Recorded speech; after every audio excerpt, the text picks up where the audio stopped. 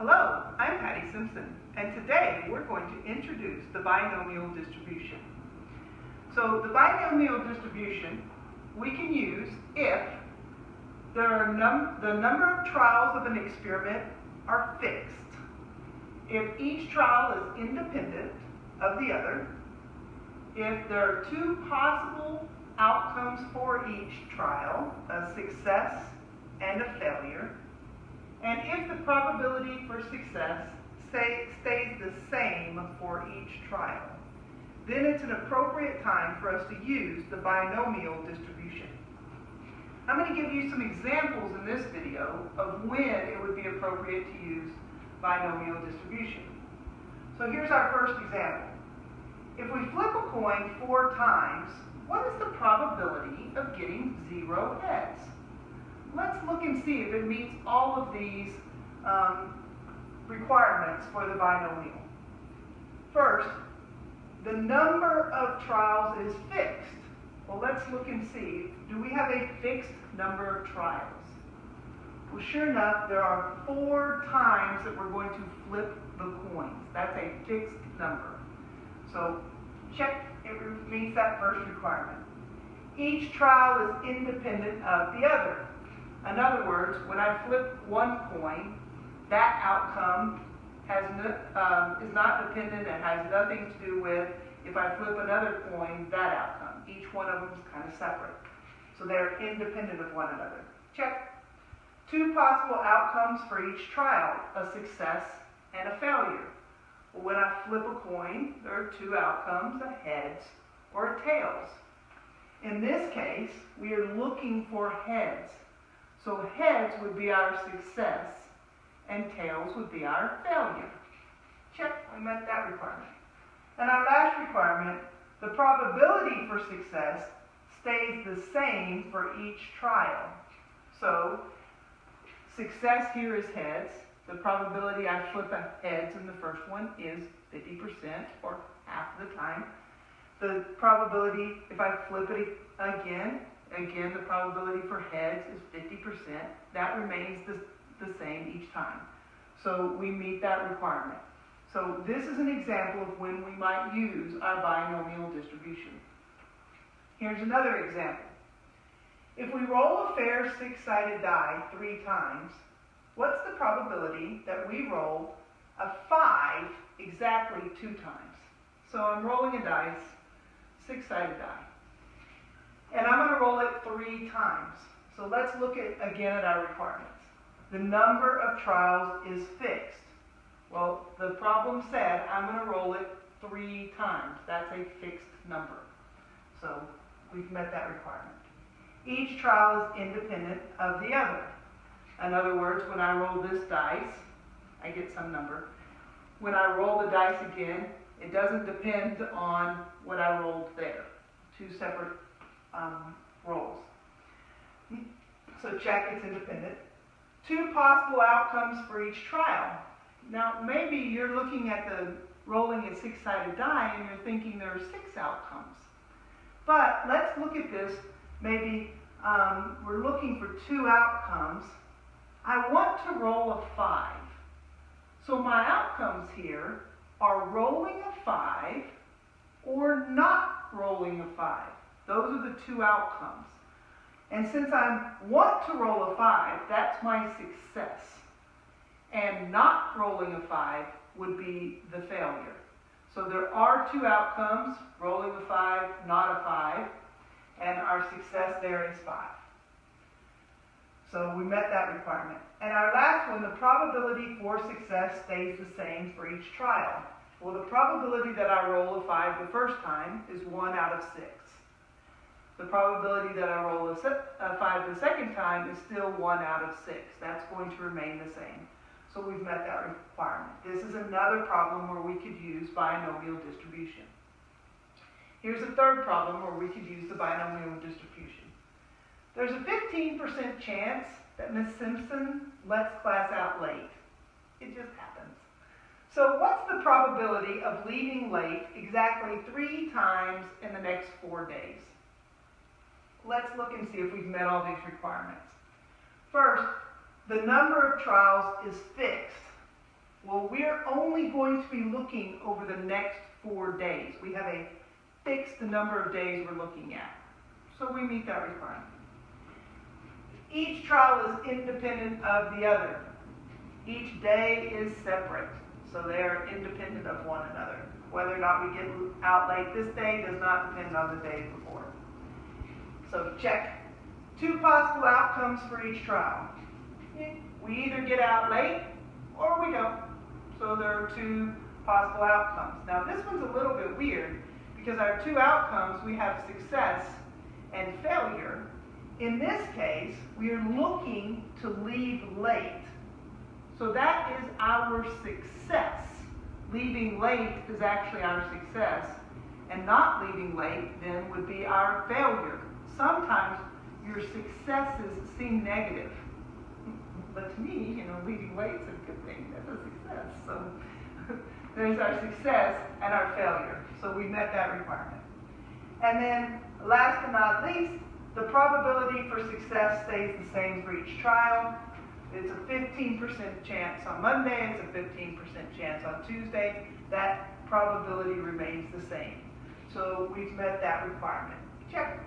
So this is another example of when we could use the binomial distribution. In our next video, I'll introduce to you the formula for that binomial distribution. And today, we're going to introduce the variables used in a binomial distribution.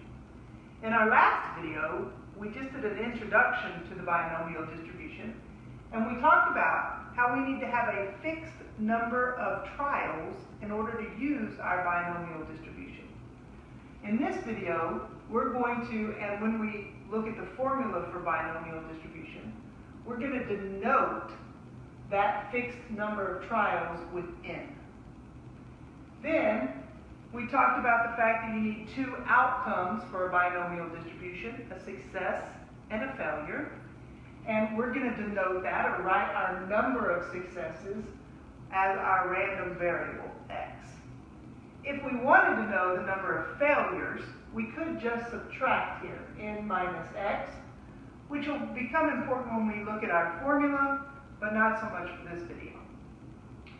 Then we also talked about the fact that the probability must stay the same for each of our successes. We're going to write then, or denote, the probability of our success with a p. And then the probability of our failure is just the complement of our probability for success. And the way we find the complement is 1 minus our probability, and that'll give us that complement. In my face-to-face classes, we denote it with a Q. But if you're taking an online class, it's just going to show 1 minus P. Same thing. And that's going to be our probability of failure. Okay, let's look at a couple of examples and just figure out what our variables are here. So we're looking for n, x, p, and 1 minus p, or that's our q. Let's see if we can find each one of those. So n is the number of our trials. In this case, the number of times we're going to flip our coins is 4 times. So that is our n, the number of trials. X is the number of successes that we're looking for. This time, our success is heads, and we want 0 heads. So our number of successes is 0. Our P is our probability of success, and when we look at flipping a coin, the probability that we flip a heads is 50%, or a half. So we could write that as 0.5 or 1/2, just depending on how you want to write it. Same thing. And then the probability for failure is 1 minus that. It's our complement. In this case, the probability for tails is the same as heads. 1 minus a half is just a half. So our probability for failure is also 0.5 or a half. Okay, let's look at our second example. So those are all our variables that we're going to need. In our next video, we'll look at the formula and we'll see where those come into play. In this example, if we roll a fair-sided die 3 times, what's the probability we roll a 5 exactly 2 times? Well, the number of trials, or our n's, is the number of times we're going to roll the die, which is 3 times. Our random variable here, or our number of successes, in this case, our successes are rolling a 5. And we want to roll it exactly 2 times. So our number of successes is exactly 2. Then the probability for rolling a 5, well, when I roll a 6-sided die, the probability for rolling a 5 is 1 out of 6. So it's 1/6. And the complement to that, so our 1 minus p, or our q, is 1 minus this. So 6/6 minus 1/6 gives me 5/6.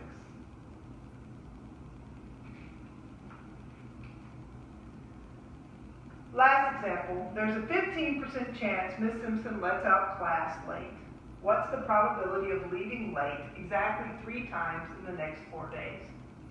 Well, our number of trials here is the number of times, the number of days that we're looking at. So we're going to look at exactly 4 days, or the next 4 days. That's our number of trials, or our n. Our x, or our random variable, is the number of successes. Remember we talked about last time that successes sometimes may seem negative. But in this case, our successes is the number of times we're leaving late. That's what we're looking for. And that's 3 times. The probability of that success is 15%, and it stays the same each day. So we could write that as 15.15. You could write it as a fraction, as 15 over 100, because remember, percent is always out of 100. Maybe reduce it. And then our probability for failure is 1 minus p, or we call that q, probability for failure, and that's the complement for this. So 100% minus 15% gives me 85%, or 1 minus 1500ths is 8500ths. So that'll be the first part of us using our binomial distribution. It's just being able to determine those variables. And in this video, we're going to use the formula for the binomial distribution. In a previous video, we talked about the variables that we use in our binomial distribution formula. Here, I'm going to introduce to you our formula. So, for the binomial distribution formula, we're looking for the probability of the number of successes. And that's going to be equal to the number of ways that we can get those successes. So it's a combination of our number of trials choosing the number of successes times the probability of success raised to the number of successes we're going to get times the number of failures, so the complement of that probability for success is the probability for failure raised to the number of those failures. So to find the number of failures, we do the number of trials minus our number of successes. So here is the binomial distribution formula. Another way that we could write that, or a different notation for that exact same formula, we can show this combination as n choose x. This means the same thing as that, times the probability of success raised to the number of those successes, times the probability of failure. Instead of writing it as 1 minus p, we can write it as q, and again raised to the number of those failures. So there's the formula that we're going to use. Our example here if we flip a coin 4 times, what's the probability of getting 0 heads? We looked at and found in a previous video the variables for that. The number of trials is 4, the number of successes we're looking for is 0, the probability we flip ahead is a half, and the probability we don't flip ahead then is a half. We're just going to take those numbers and plug them into our formula. So the probability that I get 0 heads is going to be equal to, first thing we do is find that combination of, with 4 trials and we're choosing 0. So how many different ways can we get 0 heads? And I'm going to multiply that times our probability of success, 1/2, raised to the x power, so in this case it's x is 0, the number of times I want that successes, times the number of failures, the probability of failure, raised to the number of the failures, which is n minus x. So now the combination formula, remember, is 4 factorial over 0 factorial times n minus, or 4 minus 0 factorial. 1/2 to the 0 power is equal to 1. And then here I have 1/2, and the 4 minus 0 is equal to 4. So 4 factorial, I'm just going to leave that alone for a minute. 0 factorial is defined as 1. 4 minus 0 is 4, and still the factorial, times 1, of course, will just be that. So then I have 1/2 to the 4th power. So 1/2 times 1/2 times 1/2 times 1/2. Now here, this 4 factorial and that factorial, 4 factorial divide to become 1. So this just ends up being 1. So you have 1 times this 1/2 times, well, 1/2 times 1/2 is 1/4. 2 times 2 is 4, times 2 is 8, times 2 is 16. So my denominator here is 16. And on top I have 1. And then of course 1 times 1/16 is just equal to 1/16. So the probability of getting 0 heads is 1/16. In previous videos, we looked at a binomial distribution. In this video, we're going to look at the expected value of a binomial distribution. Let's first take this spinner here. Notice that we have 2 outcomes, to win or to lose. We have a fixed number of trials. We're going to spin it 40 times, and the probability remains the same. We win 1/4 of the times every time. That probability of 25%, or 1/4 of the time, stays the same. So this is a binomial distribution. So I want to know, though, how many times do we expect to win? Well, the probability we win is 1/4. So we should win 1 out of every 4 times. So if we are winning 40 times, well, we could do a little bit of multiplication and just say 1/4 times 40, or divide this by the 4 so that we get 10 times. We would expect to win 10 times. So, if I have one student spin it 40 times, they may not win 10 times. They may win 12 times. And someone else spins it 40 times, may win it 8 times. So we expect to win it 10 times, but it doesn't mean that it always happens.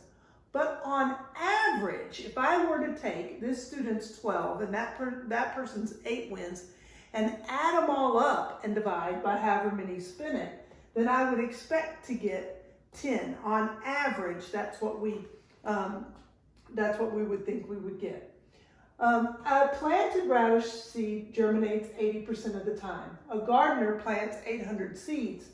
How many seeds would we expect to germinate? Again, the plants can either germinate or not germinate, so it's got two outcomes. The probability remains the same at 80%, and there's a fixed number of trials of 800 seeds. So this too is binomial. And 80% of those 800 seeds we would expect to germinate. So I'm just going to take 80% and multiply it times 800. Or we can get 80 over 100 times that 800. So I just get 640 seeds. So I would expect 640 seeds to germinate. Now, it may not do that every year. I may not get exactly 640, but if every year I plant 800 seeds, then on average, I would get 640 seeds. So that's what that expected value is. It's just the average. On average, this would happen. A game at a casino has 85% chance of winning for the house. 15% of the people play the game in a day. How many payouts does the casino expect to make during the day? Well, again, this is binomial because we have two outcomes. The casino can pay out, or it can make money, it can win for the house. We have the same probability. It's an 85% chance that they win every day. And it's 15,000 people is the fixed number of trials. So this is also a binomial. We want to know what's the expected value, or what's the expected payout. Now notice that to pay out is the complement of winning. These two, one of those is the success and the other is the failure. So to find the probability that we pay out, we're going to actually look at the complement of that 85%. Remember, to find the complement, we take 100%, or 1, and subtract the 85%. So the probability that the casino pays out is 15%. 15% of the time they pay out. So now I'm going to 15% of those people are going to win some money. The casino's going to pay out to them. So again, 15% is 15 over 100 times that 15,000. Do a little reduction ahead of time. I end up with a 0 in the end, and 15 times 15 is 225. So that means that the casino expects to pay 2,250 payouts during the day. Now, they may not get exactly that every day. Sometimes that may be less, sometimes that may be more, but on average, they would expect to pay out 2,250 times. So they can start to make plans around that. So the way we find expected value for a binomial distribution is we take the number of trials, times the P, the probability for success. And that gives us our expected value. And all our expected value is an average. So that M, remember, meant the mean or the average. That's also our symbol for expected value, because all expected value is on average what we expect. And remember that N is the number of trials in a binomial, and then the P is the probability for success. So to find the expected value, we just do the number of trials times our probability, and that gives us our expected outcome, or on average what we should get. In the previous video, we learned about the expected value of binomial distributions. In this video, we're going to look at finding the variance and standard deviation of those binomial distributions. So in the last video, we saw that to find the expected value, or to find the mean, what we did was we just took the number of trials and multiplied it times the probability for success. To find the variance of a binomial distribution, remember this symbol is the variance. So to find the variance, we just take that same number of trials times the probability for success and multiply that times the probability for failure. Or you could just call this the expected value times your probability for failure. So we can just take our expected value and multiply it times the probability for failure to find the variance, how much our game varies. So, or how much our situation varies. So in this case, I already found that the expected value was 10. So to find the variance, what we do is we just take that 10 and multiply it times our probability for failure. Well, the probability to win was 1/4. So the probability for failure is 3/4. So 10 times 3/4 is equal to 30/4, or that's 7.5. 7.5. So the variance here, well, we found our expected value to be 640.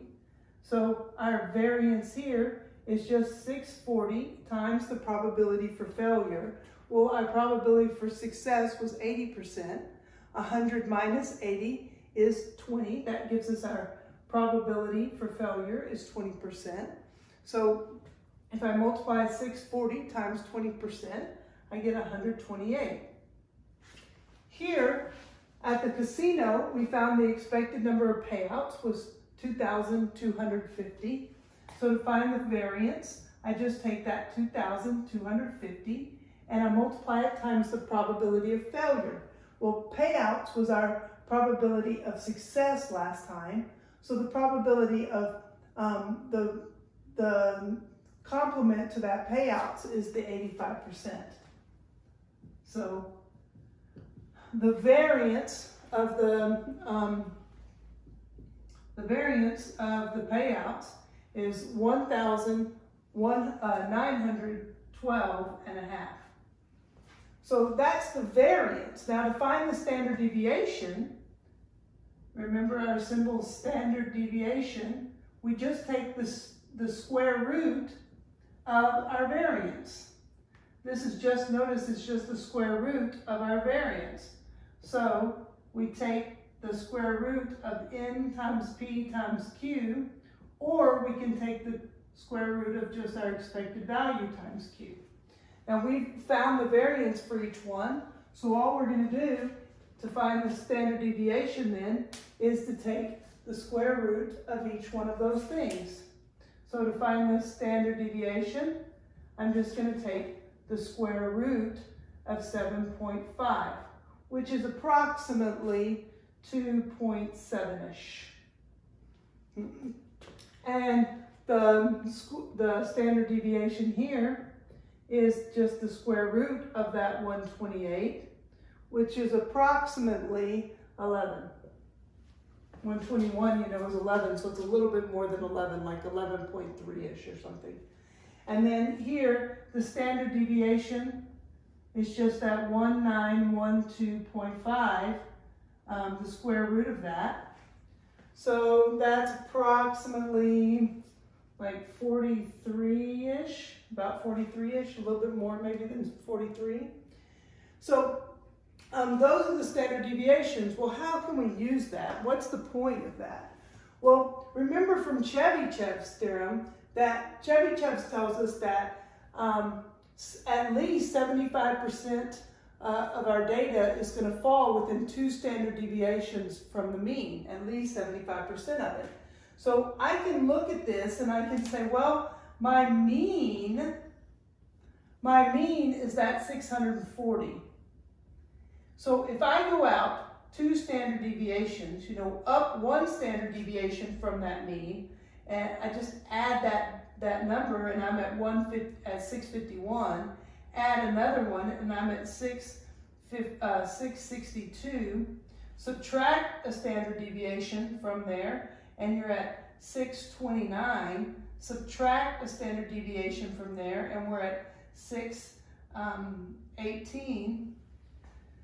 And we know that 75% of the time, according to Chebyshev's theorem, 75% of our data should fall between the 618 and 662. So in other words, if every year I'm getting around somewhere between 618 and 662. That's kind of what I expect, that many seeds to germinate. But if I get something weird, you know, like only 530 of my seeds germinate, then I go, hey, something weird happened that year. Something that's not normal for that number of seeds to germinate. So it kind of gives me an idea of how many seeds I can expect. And the same thing here with the casino. You know, the casino expects to pay out 2,250 times a day. So if they've got 15,000 people coming in a day, then that's the number of payouts they expect to make during the day. Well, and they can tell you that because of Chebyshev's theorem, we know that 2 standard deviations out, 75% of the time, that's how many payouts there are going to be. So you just add that standard deviation on twice. So 2,293, add it on again, you get 2,336. And then you subtract that off twice so that you're at 2,207. Subtract it off again so that you're down 2,160, let's see, 64, I think. So brings me up to 107, yeah. So maybe this is yeah, 4 sounds good. So now I know 75% of the time it's going to fall within here. Well, if something weird happens and I'm starting to pay out every day 3,000 people, then I start to wonder what's going on. There's something weird going on. So this helps me to know and prepare as a casino how many times I'm going to have to pay out every time. So that's how we find the variance and the standard deviation, and kind of how we use that with a binomial distribution. Math made simple at Simpson Math. Thanks for watching.